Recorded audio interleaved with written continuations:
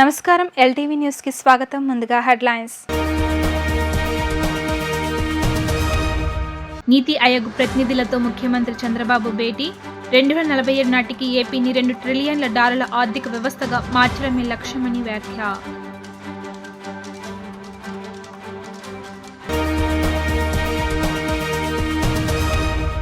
YSRCP face ప్రచారాలకు పరిమితమైన party అన్న MP Byreddy సభరి.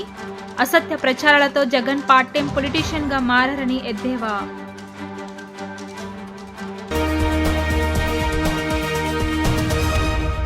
Tadepalli ZP high school 10వ తరగతి విద్యార్థులు ధర్నా. తమ సోషల్ టీచర్ తమకు కావాలని ప్లకార్డులతో నిరసన.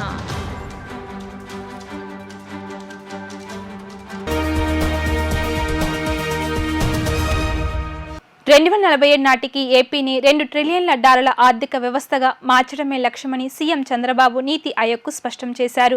నీతి ఆయోగ్ ప్రతినిధులతో సీఎం చంద్రబాబు సమావేశం అయ్యారు. వికసిత ఏపీ 2047 డాక్యుమెంట్ రూపకల్పనపై చర్చించారు.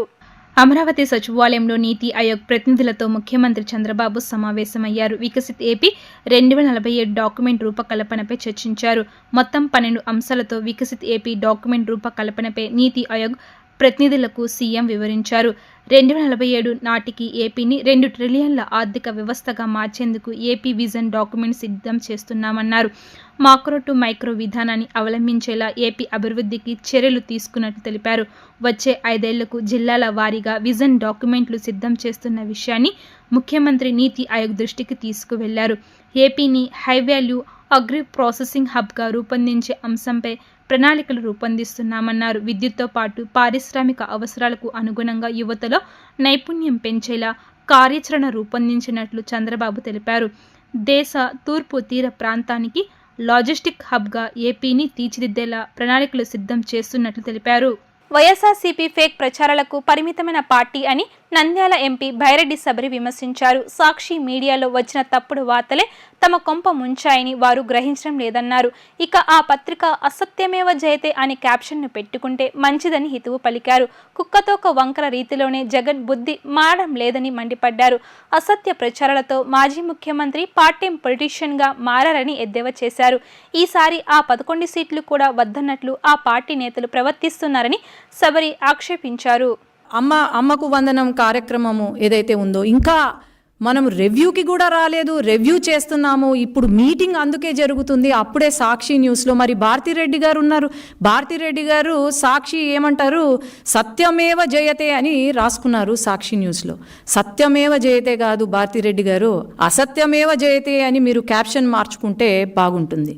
ఈరోజు సాక్షి న్యూస్ ఓపెన్ చేస్తే మనకు కనిపించేది క్యాబినెట్ మీటింగ్ ఏదైతే ఉందో టీడీపీ ఆల్రెడీ ఇది చూడండి, 16వ తేదీ ప్రతి ఒక్కరికి ఈ నోటీస్ సర్క్యులేట్ అయింది. 28వ తేదీన మనకు క్యాబినెట్ మీటింగ్ ఉంటుంది అని చెప్పి, మరి ఈరోజు ఎందుకు సాక్షిలో ఎటువంటి ఇది లేకుండా లేదు, క్యాబినెట్ మీటింగ్ కావాలనే పోస్ట్పోన్ చేశారు అని లోకేష్ అన్న పైన దుష్ప్రచారాలు చేస్తున్నారంటే వీళ్లకు ఫాల్స్ ప్రచారము తప్ప ఏమీ లేదు. జగన్మోహన్ రెడ్డి గారు ఈ 5 సంవత్సరాలు చేసింది బాగానే చేశారు అని అనుకుంటున్నట్టున్నారు. మరి ఇప్పుడు ఎంతసేపు ఫేక్ ప్రచారము తప్ప పార్ట్ టైం పొలిటీషియన్గా మారిపోయారు తప్ప ఇంకేం లేదు. కాబట్టి ప్రతి ఒక్కరికి తెలుసు, ప్రజలకు ప్రతి ఒక్కరికి తెలుసు, ఈ 5 సంవత్సరాల కాలం మీరు ఎలా పాలన చేశారు అనేది తెలుసు. ఈ 5 సంవత్సరాల్లో ఎంతమందికి ఉద్యోగాలు ఇచ్చారు, లేకపోతే ఎంతమందిని ఆదుకున్నారో తెలుసు. కాబట్టి అనవసరంగా దుష్ప్రచారాలు చేసి మళ్ళీ 11 సీట్లకు కూడా కాకుండా పార్టీయే లేకుండా పుట్టగతులు లేకుండా అయితే మీరు చేసుకోవద్దండి అని నా మనవి. సోషల్ టీచర్ను అర్ధాంతరంగా బదిలీ చేయడాన్ని వ్యతిరేకిస్తూ గత 2 రోజులుగా 10వ తరగతి విద్యార్థులు ఆందోళన చేపట్టారు. 8 సంవత్సరాలు విధులు నిర్వహించవలసిన ఉపాధ్యాయురాలు 6 సంవత్సరాలకే బదిలీ చేయడం ఏమిటని ప్రశ్నించారు. మా ఉపాధ్యాయురాలని మా పాఠశాల నుండి బదిలీ చేయవద్దంటూ, ఆమె ఉంటేనే మేము 10వ తరగతి పాస్ అవుతామంటున్నారు విద్యార్థులు. తాడేపల్లి జెడ్పీ హైస్కూల్లో 10వ తరగతి సోషల్ పాఠాలను బోధించే ధూళిపాల పద్మజను వేరే హైస్కూల్కు బదిలీ చేశారు. కానీ పాఠశాలలోని విద్యార్థులు మాత్రం మాకు మా ఉపాధ్యాయురాలు కావాలని, ఆమె ఉంటేనే మేము 10వ తరగతి పాస్ అయ్యి ముందు తరగతులకు వెళ్తామని చెప్పారు. టీడీపీ పార్టీ ఆఫీస్ వెళ్లి మరీ మా టీచర్ను మాకే ఉంచాలని అడిగామని, కానీ మమ్మల్ని ఎవరు పట్టించుకోవట్లేదని ఆవేదన వ్యక్తం చేశారు. ఆమె లేకపోతే మేము సరిగ్గా చదవలేమని, రోడ్డుపై మాకు న్యాయం కావాలంటూ ప్లకార్డులతో వినూత్న నిరసన చేపట్టారు. ధూళిపల్ల పద్మజ టీచర్ గారు, సోషల్ టీచర్ గారు, వారిని ట్రాన్స్ఫర్ చేస్తున్నారు. 8 years కి ట్రాన్స్ఫర్ చేసి ఒక ఎవ్రీ టీచర్ని కానీ ఒక స్కూల్కి 8 years ఛార్జ్లో ఉండాలి. టీచర్ని 3 years కి ట్రాన్స్ఫర్ 5 years కి ట్రాన్స్ఫర్ చేయడం జరుగుతుంది. మేము 3 రోజుల నుంచి పార్టీ ఆఫీస్ చుట్టూ తిరుగుతున్నాం. సార్ మరి ఇలా అంటున్నారు, ఏంటి సార్ అని అడిగితే, మేము మాట్లాడతావాలే అమ్మ మీరు వెళ్ళండి, మేము మాట్లాడతావాలేమో మీరు వెళ్ళండి అని నువ్వుగా ఈజీగా తీసుకుంటున్నారు. పిల్లలమని ఈజీగా తీసుకుంటున్నారేమో సార్, అది మాత్రం తెలీదు. మరి మేము ఎన్నిసార్లు వెళ్ళి అడిగినా ఒక టీచర్ అనేది 3 సంవత్సరాలే ఉండాలి ఒక స్కూల్లో అన్నారు. మరి 3 సంవత్సరాలు ఉండాలి అన్నప్పుడు 5 ఏళ్ళు ఎందుకు ఉన్నారు? ఒకవేళ ఎక్స్ట్రా 3 ఏళ్ళు ఉంచమన్నప్పుడు 6 ఏళ్ళు ఉండాలంటే ఈ సంవత్సరం కూడా టీచర్ మాకు ఉండాలి. ఇప్పుడు మేమందరం 10వ క్లాస్ విద్యార్థులను చదువుతున్నాం. మాకు టీచర్ కావాలి. మాకు టీచర్ ఎంత ఇంపార్టెంట్ అంటే ఇప్పటికే మాకు స్టాఫ్ చాలా అంటే చాలా తక్కువ ఉంది. 1000 మంది పిల్లలకి 36 మంది టీచర్లు ఉన్నారు. అందులో కూడా 100 మంది పిల్లలు ఉన్నప్పుడు 100 మంది పిల్లలకేమో 10 మంది 15 మంది టీచర్లు ఉన్నప్పుడు 1000 మంది ఉన్న వాళ్ళకి ఎంత మంది ఉండాలి సార్? మాలో కనీసం 50 మంది అన్నా ఉండాలి టీచర్స్. సోషల్కి తక్కువ ఉన్నారు. ఇప్పుడు టీచర్ కనుక వెళ్ళిపోతే 3 టీచర్సే ఉంటారు సోషల్కి. మొత్తం 20 సెక్షన్లు ఉన్నాయి. 20 సెక్షన్లకి 3 ఎలా చెప్తారు? ఒక సెక్షన్ చెప్పి ఇంకో సెక్షన్కి వెళ్ళేసరికి వాళ్ళకి అలసట వచ్చేసి ఇంట్రెస్ట్ చూపించలేరు, వాళ్ళు సరిగ్గా చెప్పలేరు. మేము సరిగ్గా విన్నాము, మామూలుగానే అట్లా విన్నాం. మాకే వాళ్ళు చెప్పేది కూడా అలా చెప్తే మేము ఎలా వింటాం? రేపు 10th అయినాక ప్రతి విద్యార్థి ప్రతి ఒక్కరు ఇప్పుడు 6th నుంచి 7th నుంచి 8th అలా వెళ్ళిన వాళ్ళందరూ అక్కడ 10thకి వచ్చరికి ఎలా చదువుతారు? పబ్లిక్ ఎగ్జామ్స్ ఉంటాయి మాకు. వచ్చే సంవత్సరం మార్చిలో పబ్లిక్ ఎగ్జామ్స్ ఉంటాయి. అక్కడ మేమేం రాయాలి? సప్లీలు పెడితే నెక్స్ట్ మేము జాబ్కి వెళ్ళి ఇచ్చినప్పుడు ఇంటర్వ్యూలో సప్లీలు ఉన్నాయి కాబట్టి కొంచెం లైట్గా తీసుకుంటారు. జాబ్ కూడా అంతగా తీసుకుని క్యారెక్టర్ పోయిద్ది. అక్కడ సప్లీలు తీసారంటే వీళ్ళు వేస్ట్ స్టూడెంట్స్. రెండోసారి రాశారంటే వీళ్ళకి మొదటిసారి సరిగ్గా వచ్చి ఉండదు, మొదటిసారి సరిగ్గా చెప్పండి. అక్కడ మా తప్పు ఉండొచ్చు, బట్ టీచర్స్ తప్పు ఉండొచ్చు. టీచర్స్ మాకు ఆ టీచర్ కనుక ఉంటే మాకు సోషల్లో మార్క్స్ వస్తే రేపు మాకు ఉపయోగపడుద్ది జాబ్కి అనేది మాది. మేము మాత్రం ఈ పోరాటం ఆవం. స్కూల్లోకి అడుగు పెట్టాం. పొద్దు నుంచి ఎవరు ఏమీ తినకుండా కూడా వచ్చారు. 8:30 కల్లా వచ్చేసాం. అందరం ఇక్కడికి 8ంటికే వచ్చేసాం. మేము ఖచ్చితంగా చేసేది ఆపేదే లేదు. మేమందరం స్కూల్ తాడేపల్లి నుంచి మాట్లాడుతున్నా. నేను 10th క్లాస్ చదువుతున్నాను. 10th క్లాస్ విద్యార్థిని నేను. ఇప్పుడు మా పోరాటం ఏంటి అంటే మా సోషల్ టీచర్ని ట్రాన్స్ఫర్ చేస్తున్నారు. ట్రాన్స్ఫర్ ఎందుకు చేస్తున్నారు? మామూలుగా అయితే టీచర్ ఉండేది 8 years, ఆమెని 5 yearsకే ట్రాన్స్ఫర్ చేస్తున్నారు. మేము పార్టీ ఆఫీస్ దగ్గరికి వెళ్ళి అడిగితే 3 సంవత్సరాలు అంటారు. 3 సంవత్సరాల్లో అయితే 3 సంవత్సరాల్లో పంపించేయాల్సింది 5 సంవత్సరాలు ఉంచారు. ఇప్పుడు 6వ సంవత్సరం కూడా ఉంచాలి. ఎందుకంటే మేము 10th క్లాస్ మధ్యలో ఉన్నాం. మాకు న్యాయం జరగదు. ఎందుకంటే తర్వాత ఒక టీచర్ కొన్ని సబ్జెక్ట్స్ చెప్పి ఇంకో టీచర్ ఇంకో సబ్జెక్ట్స్ చెప్తే మాకు అర్థం కాదు. మాకు అర్థం కాని వల్ల మేము ఫెయిల్ అవ్వచ్చు. ఫెయిల్ అయితే ఇంట్లో వాళ్ళు బాధపడతారు, భవిష్యత్తు పాడైపోయింది. మళ్ళీ సప్లీలు రాస్తే అది అంటే అందరూ ఏదోలా చూస్తారు. ఇప్పుడు ఫ్యామిలీ చాలా బాధపడింది. దానివల్ల మేము ఏంటి అంటే ఇప్పుడు మా టీచర్ మాకు కావాలి. ఆమె మమ్మల్ని పబ్లిక్ ఎగ్జామ్స్కి తయారు చేయాలి. సోషల్ అనేది ఆ టీచరే చెప్పాలి. ఇప్పుడు ఆమెను ట్రాన్స్ఫర్ చేయొద్దు. చేస్తే మేము మధ్యలో ఆగిపోతాం. ఇప్పుడు మధ్యలో ఆగిపోతే ఆ టీచర్ రాకుండా ఇంకో టీచర్ వస్తే ఆమె చెప్పేవి మాకు అర్థం కావు. ఈ టీచర్ మాకు 6th క్లాస్ నుంచి పద్మజ టీచరే. ధూళిపల్ల పద్మజ టీచర్ గారు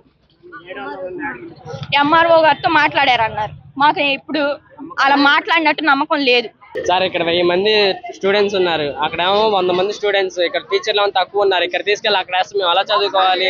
అసలు ముఖ్యమైనది సోషల్ సబ్జెక్ట్. ఆమెనే తీసుకెళ్ళి అక్కడ వేస్తారు. మేము అలా చదువుకోవాలి? 10th పాస్ అవ్వాలా లేదా? మధ్యలో వెళ్ళిపోతే ఎలాగా? మళ్ళీ వచ్చే వాళ్ళు సరిగ్గా చెప్తారని గ్యారంటీ ఏంటి? ఇప్పుడు వాళ్ళు వచ్చారు, మేము వాళ్ళతో మాట్లాడడం వీళ్ళతో మాట్లాడడం, మీరు స్కూల్లోకి రండి అంటున్నారు. అక్కడికి వెళ్ళి మమ్మల్ని కొట్టడానికి గ్యారంటీ ఏంటి? అక్కడేమో 1000 మంది టీచర్లకి 30 మంది టీచర్లు ఏంటి? ఇక్కడేమో 100 మంది టీచర్లకి 10 మంది టీచర్లు ఏంటి అనేది మా క్వశ్చన్. మేము పార్టీ ఆఫీస్ కాడికి వెళ్ళాం, అక్కడేమో న్యాయం జరగల. ఇక్కడికి వచ్చాము, వీళ్ళు వచ్చి బెదిరించేస్తున్నారు మమ్మల్ని. ఇప్పుడు స్కూల్లోకి వెళ్ళాలంటే స్కూల్లోకి వెళ్తే చెప్తారంట రేపు పేరెంట్స్ మీటింగ్ కూడా కావాలంట వాళ్ళకి. 19 సంవత్సరాల నుండి 35 సంవత్సరాలలోపు యువకులకు ఉపాధి కల్పించే నిమిత్తం బ్యాంకర్ల గ్రామీణ ఔత్సాహికుల అభివృద్ధి సంస్థ హైదరాబాద్ వారిచే శ్రీ సత్యసాయి సేవా సంస్థలు మంగళగిరి వారి ఆధ్వర్యంలో మంగళగిరి పట్టణంలో ఉచిత వృత్తి విద్య శిక్షణ శిబిరాన్ని ఈ సంవత్సరం అక్టోబర్ 3వ తేదీ నుండి ప్రారంభిస్తున్నట్లుగా శ్రీ సత్యసాయి సేవా సంస్థలు ప్రతినిధులు తెలిపారు. రాష్ట్ర ఐటీ శాఖ మంత్రి నారా లోకేష్ స్ఫూర్తితో మంగళగిరి ప్రాంతంలో ఏర్పాటు చేయడానికి నిర్ణయించినట్లుగా తెలిపారు. మంగళగిరి ఐబిఎన్ భవన్ ప్రెస్ క్లబ్లో జరిగిన మీడియా సమావేశంలో శ్రీ సత్యసాయి సేవా సంస్థల ప్రతినిధులు మాట్లాడుతూ ఇప్పటికే ఆంధ్రప్రదేశ్లో 13 చోట్ల ఉచిత వృత్తి విద్యా శిక్షణ కేంద్రాన్ని నిర్మించడం జరిగిందని అన్నారు. దరఖాస్తులు సెప్టెంబర్ 15వ తేదీలోపు చేసుకోవాలని కోరారు. 10వ తరగతి పాస్ లేదా ఫెయిల్ అయిన వారు దరఖాస్తు చేసుకోవచ్చని చెప్పారు. ఈ శిక్షణ పూర్తి చేసుకుని సర్టిఫికేట్ పొందిన యువకులకు ప్రఖ్యాత ఎల్జీ, కెరియర్, ఎయిర్కాన్, బ్లూ స్టార్ తదితర కంపెనీలో క్యాంపస్ ప్లేస్మెంట్లకు అవకాశం ఉందని తెలిపారు. శ్రీ సత్యసాయి సేవా సంస్థ ఇప్పటి వరకు 2023-24 సంవత్సరంలో 95 శిక్షణ కార్యక్రమాల ద్వారా 4,000 మంది యువతకు అవకాశం కల్పించినట్లుగా తెలిపారు. 24-25లో ఇప్పటి వరకు 20 కేంద్రాల్లో 20 శిక్షణ కార్యక్రమాల ద్వారా 850 మంది యువతకు, అదేవిధంగా బైరెట్ సంస్థ ద్వారా 50 ట్రైనింగ్స్ కార్యక్రమాల ద్వారా 4,000 మంది యువతకు, జనశిక్షణ సంస్థ ద్వారా 100 మంది యువతకు శిక్షణ ఇచ్చి వారి అభ్యున్నతికి తోడ్పడడం జరిగిందని తెలిపారు. Air conditioner, refrigerator, washing machine, geyser mechanism training ఇవ్వడం జరుగుతుందని తెలిపారు. ఈ సదవకాశాన్ని మంగళగిరి, అమరావతి ప్రాంత యువతి సద్వినియోగం చేసుకోవాలని వారు కోరారు. ఈ సమావేశంలో state skill development in charge K Nagaprasad, state service coordinator K Shyamprasad, Mangalagiri Sathya Sai సంస్థల నుండి convener doctor R Ramarao, Sathya Sai విభాగం ఇన్ఛార్జ్ వి ఉదయలక్ష్మి, సాయి సంస్థ సభ్యులు రాధిక పాల్గొన్నారు. అనంతరం కరపత్రాన్ని ఆవిష్కరించారు. ఈ రోజున శ్రీ సత్యసాయి సేవా సంస్థలు ప్రపంచవ్యాప్తంగా 172 దేశాలలో వ్యాపించి ఉన్నాయి. ప్రపంచవ్యాప్తంగా కూడా ఆదర్శమైనటువంటి సేవలు చేస్తున్నటువంటి సంస్థ ఏదైతే ఉందో అంటే అది సత్యసాయి సేవా సంస్థ అని సగర్వంగా చెప్పగలము. అయితే ఈ రోజున మనందరికీ తెలుసు, ఈ సేవా సంస్థ ద్వారా ఎన్నో కార్యక్రమాలను నిర్వహిస్తూ 3 విభాగాల ద్వారా, ఒకటి ఆధ్యాత్మిక విభాగము, 2 సేవా విభాగము, 3 విద్యా విభాగము, మూడింటి ద్వారా కూడా ఈ 172 దేశాలలో సేవా కార్యక్రమాలని నిశ్శబ్ద విప్లవం వలె, అంటే ఏ ప్రచార ప్రబోధాలకి ఎక్కువ ప్రాముఖ్యతనివ్వకుండా ఇండివిజువల్ ట్రాన్స్ఫర్మేషన్ నుంచి సమాజాన్ని ఉద్ధరించేటువంటి దానిలో కార్యక్రమంలో భాగంగా ముందుకు వెళ్తున్నాయి. ఈ రోజున మంగళగిరి పట్టణంలో ఈ యొక్క అమరావతి పరిసర ప్రాంతాలలో కూడా స్కిల్ డెవలప్మెంట్ ప్రోగ్రామ్ని పెట్టాలని, గ్రామీణ ప్రాంతాలలో నిరుద్యోగ యువత మరి ఈ రోజున పడమార్గం పెడుతున్నటువంటి ఈ తరుణంలో వాళ్లకు ఉపాధి కల్పించి వాళ్ళల్లో ఉన్నటువంటి సృజనాత్మకతని వెలికితీసి విలువలతో కూడినటువంటి ఒక సంస్థ ముందుకు రావటం ఉదాహరణ. ఈ అమరావతి ప్రాంతంలో ఉన్నటువంటి విలేజెస్ అందరికీ కూడా వీళ్ళల్లో cell phone repairing, next plumbing, electrician, geyser mechanism, ఈ విధంగా అనేక రకాల స్కిల్ డెవలప్మెంట్ ప్రోగ్రామ్స్ని కండక్ట్ చేసేటువంటి ఉద్దేశంతో ఈ రోజున మంగళగిరి సత్యసాయి సేవా సమితి వారు ముందుకు రావడం జరిగింది. రాష్ట్ర వ్యాప్తంగా అనేక ప్రాంతాలలో ఈ రోజున 13 సెంటర్లలో పర్మనెంట్ స్కిల్ డెవలప్మెంట్ ప్రోగ్రామ్ని ఏర్పాటు చేసి ప్రతినిత్యము కూడా వేలాది మంది నిరుద్యోగ యువకులను చేరదీసి వారికి వాళ్ళలో ఉన్నటువంటి సృజనాత్మకతను వెలికితీసి వారికి ఉపాధి అవకాశాలను మెరుగుతీసి ఆర్థిక పుష్టిని కలిగిస్తున్నటువంటి సంస్థ ఏదైనా ఉన్నది అంటే సత్యసాయి సేవా సంస్థ అని చెప్పవచ్చు. ఇప్పుడు ఏర్పాటు చేయబోతున్న స్కిల్ డెవలప్మెంట్ ప్రోగ్రాం గురించి మీ పాత్రికేయ మిత్రుల ద్వారా అందరికీ యువతకి తెలియజేయాలని చెప్పి ఈ సమావేశం ఏర్పాటు చేయడం జరిగింది. ముందుగా స్వామి గ్రామాల్లో ఉండే యువత పట్టణాలకు వలసపోకుండా వారి గ్రామాల్లోనే ఉండి వారి తల్లిదండ్రులు సేవించుకుంటూ వారు వృత్తి విద్యలు నేర్చుకుని, బహుళ వృత్తి విద్యలు నేర్చుకుని వారి గ్రామాలనే షాపులకు ఏర్పాటు చేసుకుని ఆర్థిక స్వాతంత్రం సంపాదించి ఆ గ్రామాలనే చేసుకోవాలని చెప్పిన స్వామి బోధనకు అనుగుణంగా 2014లో శ్రీ సత్యసాయి సెంట్రల్ ట్రస్ట్ వారు ఒక జాతీయ ఉద్యమంగా దీన్ని రూపకల్పన చేశారు. అప్పట్లో దీనిని రూరల్ వొకేషనల్ ట్రైనింగ్ సెంటర్స్ అని పేరు పెట్టడం జరిగింది. కానీ కాలానుగుణంగా దీన్ని స్కిల్ డెవలప్మెంట్ సెంటర్ ప్రోగ్రామ్స్ అని చెప్పి పేరు మార్చి ద్విగుణీకృతంగా ఎన్నో సేవా కార్యక్రమాలు చేసుకుంటూ ముందుకు వెళ్ళడం జరుగుతుంది. ఈ సేవా కార్యక్రమాల్లో భాగంగా పురుషులకి అయితే కనుక Tally with GST, MS office, laptop servicing, mobile servicing, AC mechanism ఇటువంటి కోర్సులు వాళ్ళు నేర్పిస్తున్నాము. అదేవిధంగా మహిళలకు అయితే కనుక ఎంతో ప్రాచుర్యం కలిగిన టైలరింగ్ అండ్ ఫ్యాషన్ డిజైనింగ్, మగ్గం అండ్ జర్దోసి, ఇప్పుడు ఇంకా ఎంతో ప్రాచుర్యం కలిగిన jute bags with screen printing, Tally with GST ఇటువంటి రకరకాల కోర్సులు ఈ పిల్లలు నేర్పించి వాళ్ళు ఎంతో వాళ్ళ కాళ్ళ మీద నిలబడే విధంగా ఔత్సాహికులుగా తీర్చిదిద్దాలని చెప్పి ప్రయత్నిస్తున్నాము. గత 5 ఏళ్ల అరాచకాలు, దోపిడీ, దౌర్జన్యాలకు అంతం పలుకుతూ ప్రజలు తీర్పునిచ్చారు. 5 ఏళ్లలో ప్రధాన కుంభకోణం లిక్కర్ స్కామ్ పూర్తిగా నగదు లావాదేవీలు మాత్రమే చేయడం జరిగిందని, సగానికి సగం సొమ్ము జగన్ అండ్ కో జేబుల్లోకి వెళ్లిందని, అసలు సూత్రధారులపై ఇంకా ఎందుకు చర్యలు తీసుకోవడం లేదు అని కూటమి ప్రభుత్వాలు ప్రశ్నించారు. గత ప్రభుత్వ అవినీతిపై ప్రస్తుత ప్రభుత్వం అవలంబిస్తున్న తీరు పలు అనుమానాలకు తావి తీస్తుందన్న అభిప్రాయం వ్యక్తం చేశారు. ఈ విషయమే మంగళవారం గాంధీనగర్లోని ప్రముఖ హోటల్లో బీసీవై పార్టీ అధ్యక్షుడు బోడి రామచంద్ర యాదవ్ మీడియా సమావేశం నిర్వహించారు. ఈ సమావేశంలో ఆయన మాట్లాడుతూ గత ప్రభుత్వ అక్రమాలు అనేకం వెలుగులోకి వస్తున్నాయన్నారు. అనేక అంశాలపై ప్రభుత్వం శ్వేతపత్రాలు విడుదల చేస్తుందని, అయితే గత ప్రభుత్వ అవినీతిపై ప్రస్తుత ప్రభుత్వం అవలంబిస్తున్న తీరు పలు అనుమానాలకు తావి తీస్తుందని అన్నారు. భూ ఆక్రమణలు, నిషేధిత భూముల రిజిస్ట్రేషన్లు తదితర భూ కుంభకోణాలపై మదనపల్లెలో 1000 ఎకరాల భూములు పెద్దిరెడ్డి వర్గం దోపిడీ చేసిందన్నారు. వాళ్లపై చర్యలు తీసుకోవడంలో ఎందుకు వెనుకంజ వేస్తున్నారు అని ప్రశ్నించారు.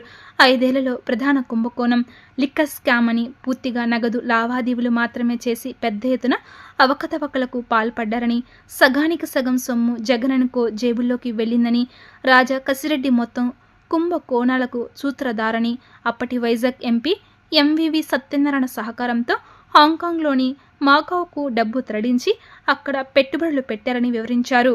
అసలు సూత్రధారులపై ప్రస్తుత ప్రభుత్వం ఎందుకు చర్యలు తీసుకోవడం లేదు అని ప్రశ్నించారు. బీసీవై పార్టీ ద్వారా ప్రభుత్వ అవినీతి అక్రమాలపై పోరాటం చేస్తుందని, పారదర్శకతోనే సుపరిపాలన సాధ్యమవుతుందని, ప్రజా శ్రేయస్సు కోసం కాకుండా అవినీతి సొమ్ములో వాటాల కోసం పనిచేస్తే చరిత్రహీనులుగా మిగిలిపోతారని హెచ్చరించారు.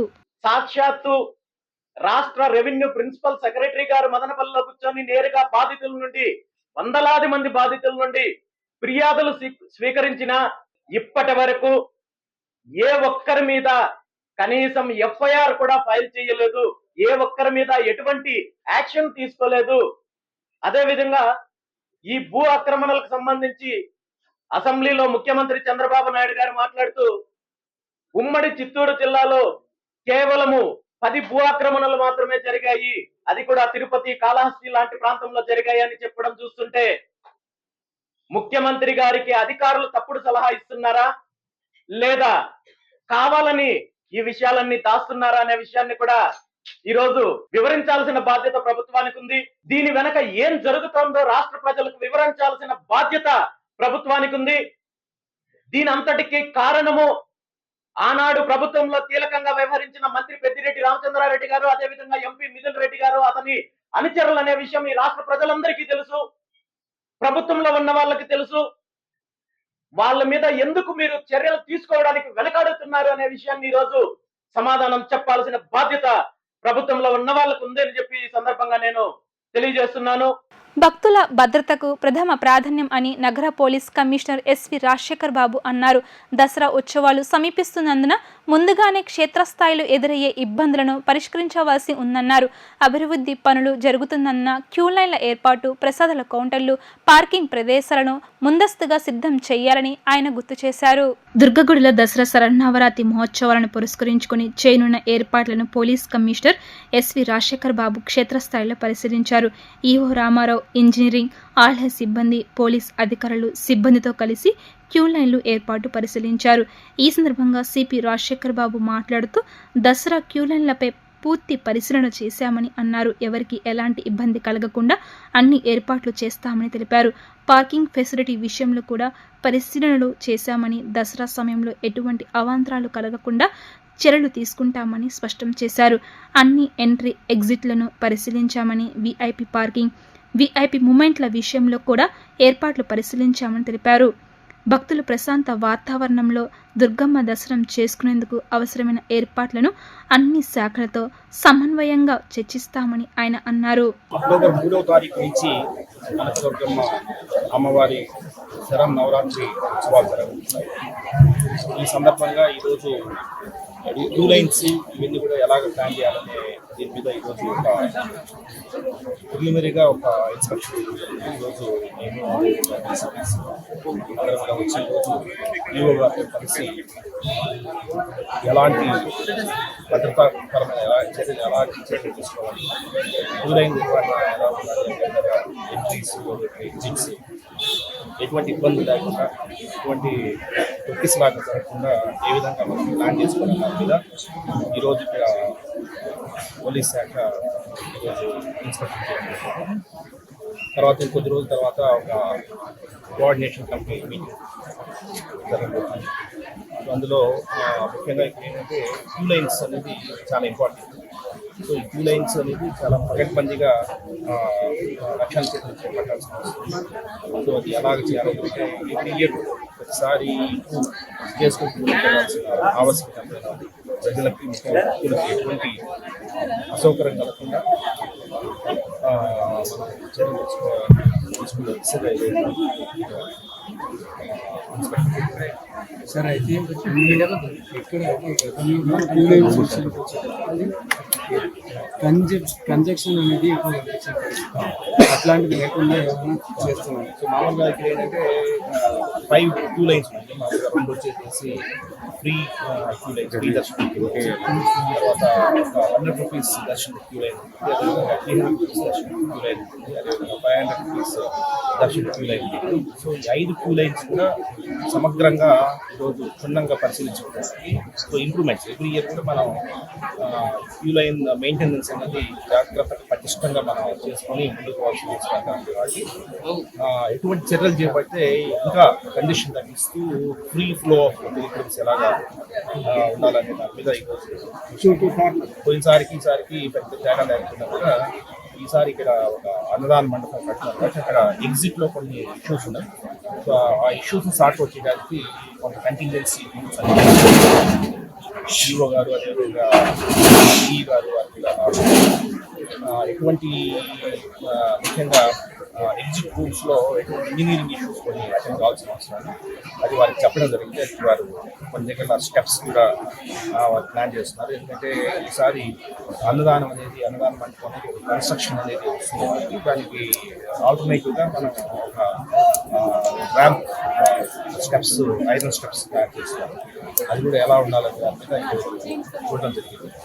ఈ విధంగా ప్రజలకు అసౌకర్యం కలగకుండా ఎటువంటి చర్యలు చేపట్టాలో అన్ని చర్యలుగా సార్ పార్కింగ్ ప్రదేశం అయిపడుతుంది. పార్కింగ్ ప్లేసెస్ కూడా చూసాము. వినాయక టెంపుల్ కావచ్చు, అదేవిధంగా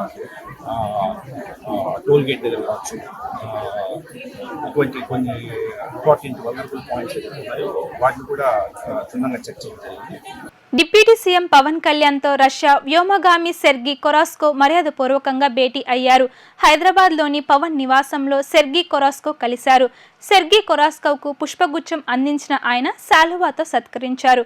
ఈ సమావేశంలో స్పేస్ కిడ్జ్ ఇండియా వ్యవస్థాపకురాలు CEO doctor Shrimati Kesan, COO YR Yagna, సంస్థ ప్రతినిధులు ఎస్బి అర్జునర్, సాయితన్య పాల్గొన్నారు. వార్తలు ముగించే ముందు హెడ్లైన్స్ మరోసారి. నీతి ఆయోగ్ ప్రతినిధులతో ముఖ్యమంత్రి చంద్రబాబు భేటీ. 2047 నాటికి ఏపీని $2 ట్రిలియన్ల ఆర్థిక వ్యవస్థగా మార్చడమే లక్ష్యమని వ్యాఖ్య.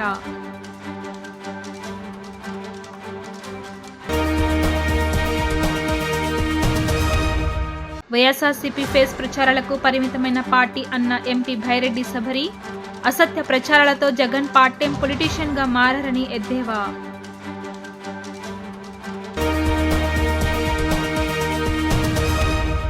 తాడేపల్లి జెడ్పీ హైస్కూల్ 10వ తరగతి విద్యార్థులు ధర్నా. తమ సోషల్ టీచర్ తమకు కావాలని ప్లకార్డులతో నిరసన.